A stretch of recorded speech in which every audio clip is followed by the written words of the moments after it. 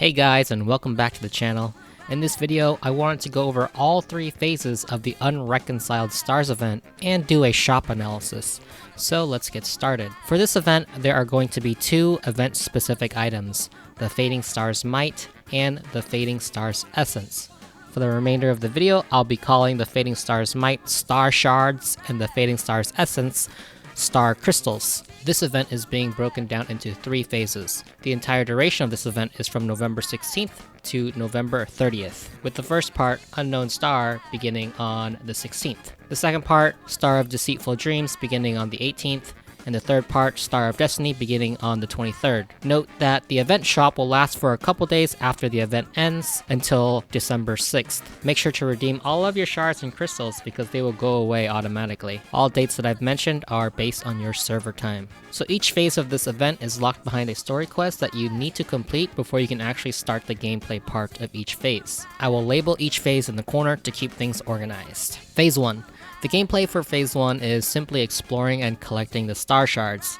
Select the location icon on the event page and it will show you the impact sites where the shards are present. When you reach the area, the minimap is going to show you the approximate locations of the shards, and you can see how close you are to the shards because your character's vision will begin to glow brighter. Use the glow to help you find the shards. Now, you only need to find 7 per area to claim the event rewards, but if you're looking to max out the rewards from the event, you'll want to find all of them. The first 3 areas will be available on the first day, and then 3 more areas will be available on the next day. You'll need to finish the first 3 areas to unlock the next 3. These shards do not respawn. So I know there's a lot of people on the internet right now saying you'll be able to farm these every day, but that is incorrect. So you don't need to feel rushed to find all of the shards. You have the entire duration of the event to find them. I won't be showing the locations in this video, and it will probably be better if you just find a video specifically showing you the spots or find a screenshot on the internet. This is because the map won't show you the exact location of the meteorites due to verticality. Some of the meteorites are actually placed in quite tricky places. I am going to list the number of star shards in each area, and I'll share screenshots I found searching the internet at the end of the video showing the map if you want to reference them. I highly recommend doing this because just by re-exploring these areas, I've already found chests that I missed and some puzzles that I didn't realize were actually puzzles the first time around through the game. So definitely recommended. Phase 2. This phase is very similar to the last co-op event that we got, the Elemental Crucible. There will be a number of locations called the Meteorite Strike Zone that will be marked on your map. You head there to salvage the meteorites, and there are going to be 3 levels that you can choose from. The gameplay here is to just defeat enemies to advance the salvation progress. Do it within the time limit to successfully salvage the meteorites. And I guess to make it a little bit more interesting, the enemies are going to be a little bit more violent, and they are going to gain elemental protection. Now, once you complete the process, you can spend 20 resin to get star shards and companionship XP. There will be additional rewards just by completing the salvaging process that won't require resin, just like the Elemental Crucible. For Phase 3, the final phase, you'll be getting star crystals now. This challenge will start one of 2 astral anomalies at random: Orbital Shift Dark Omen or Inauspicious Star, as they call it. So in this challenge, you'll defeat monsters to accumulate celestial energy, and you'll want to deposit that energy once you've gotten to the submission zone. There's a limited amount that you can carry at one time, so you'll want to submit the energy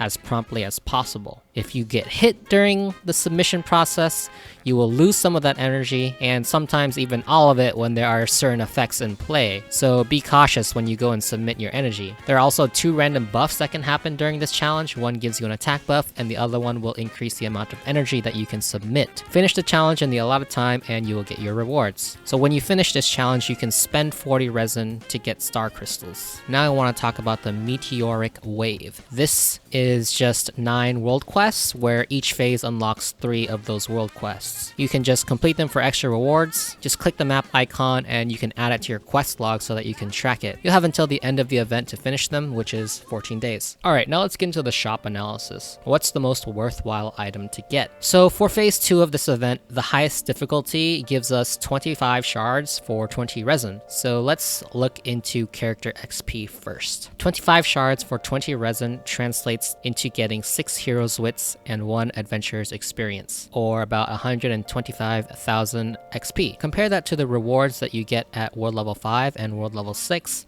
which is 6 to 7 Adventurer Experience and 3 to 4 Heroes Wits at World Level 5, and 6 to 7 AEs and 4 to 5 Heroes Wits at World Level 6. If we get the max of each material, we get 115,000 XP at World Level 5 and 135,000 XP at World Level 6. In other words, if you're World Level 5 or below, the shop is 100% more worth it to farm than the daily ley lines. So let's dive into World Level 6 a little bit more. I'm going to take an average here, and the average that you get at World Level 6 for our XP is about 122,500 XP, if we assume that we get an even distribution of low rolls and high rolls for however long that we do it for. Per run, the lowest that you can get is 110,000 XP, and the max is 135,000 XP. So with that said, on average, the shop edges out just a little bit, and that amount is 2,500 XP to be precise. So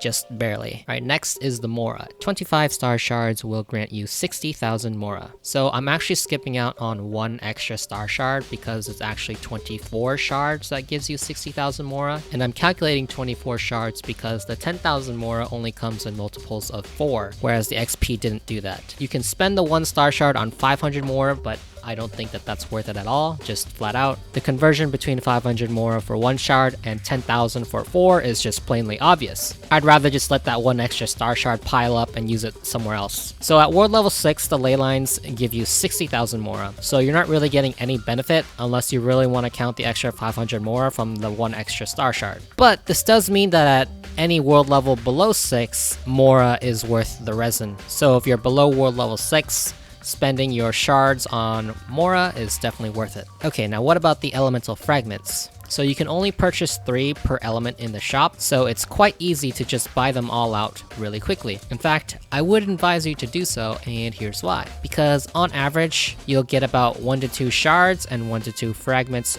per elite boss run, which runs you about 40 resin to do. I think you can already see that the fragments are very much worth the resin cost here. 20 resin will give you 25 star shards, or 2 fragments for 24 star shards. That's already 1 elite boss run worth of elemental ascension material. Of course, you're gonna get lots of other things when you do boss runs, like artifacts and stuff, but the point is you must spend multiples of 40 resin to get those fragments or shards, which makes this 20 resin exchange quite worth it in my opinion. And again, there's not many in the shop, so it's pretty easy to clear out first. So if it were for me, I'd go for the elemental fragments that I need the most, and then start going for Mora and XP. Next is the Star Crystal shop. If we go by the photo that was posted by Mihoyo, we get 38 crystals per 40 resin. This translates to 9.5 blue talent books, but 9 is the more practical number per run in phase 3. I think you can clearly see that this is 100% more worth it than farming the talent domains already. On average, in the talent domains, for 20 resin, you'll usually average 2 blue and 2 greens at world level 5, and at world level 6, the average is about the same with a purple book sprinkled in every so often. Double that, and it's about 4 blue and 4 green for 40 resin. So I think we can clearly see that the shop is already much better in terms of resin cost. Now, we can also get 3 purple talent books from 1 run of phase 3 as well. The shop also has the new item Crown of Sagehood, which currently is the only way to get it, so definitely a priority to get that item. I think this pretty much speaks for itself. I don't need to go into more detail here. The star crystals are very much worth the resin costs. Alright, that's it for this video. Thanks for watching, and I hope this guide helps you out. Leave me a like and subscribe to the channel. See ya.